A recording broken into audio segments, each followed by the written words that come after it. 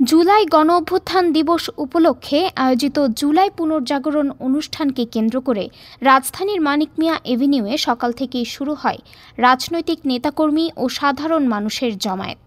তবে বৃষ্টির বাগড়ায় অনুষ্ঠানে কিছুটা ছন্দপতন হচ্ছে।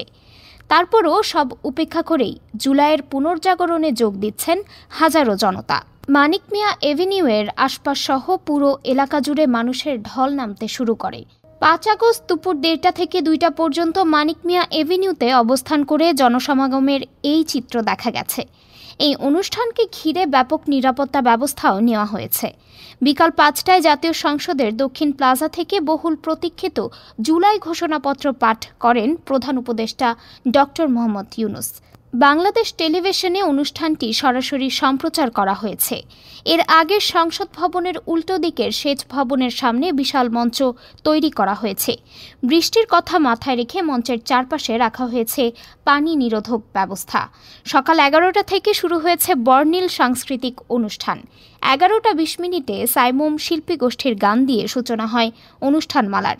এরপর একে একে পরিবেশনায় অংশ নেয় Kolorob, Nahid Hasan, Tasfi, Chittagong hip hop hood, Shezan, Shunno, Sayan, ইথুন বাবু ও মৌসুমী, এসলস ও ওয়ারফেস সহ জনপ্রিয় অনেক শিল্পী ও ব্যান্ড। রাত ৮টায় মঞ্চ মাতাবে আর্টসেল। বিশেষ আকর্ষণ হিসেবে রাত ৭:৩০ থাকছে ড্রোন ড্রামা। অনুষ্ঠানের আয়োজক সংস্কৃতি বিষয়ক মন্ত্রণালয়, ব্যবস্থাপনায় বাংলাদেশ শিল্পকলা একাডেমি, সহযোগিতায় বাংলাদেশ জাতীয় সংসদ সচিবালয়। সরকারি তথ্য বিবরণীতে জানানো হয়েছে পুরো অনুষ্ঠানটি জনসাধারণের জন্য উন্মুক্ত। ডেস্ক রিপোর্ট, আজ বার্তা।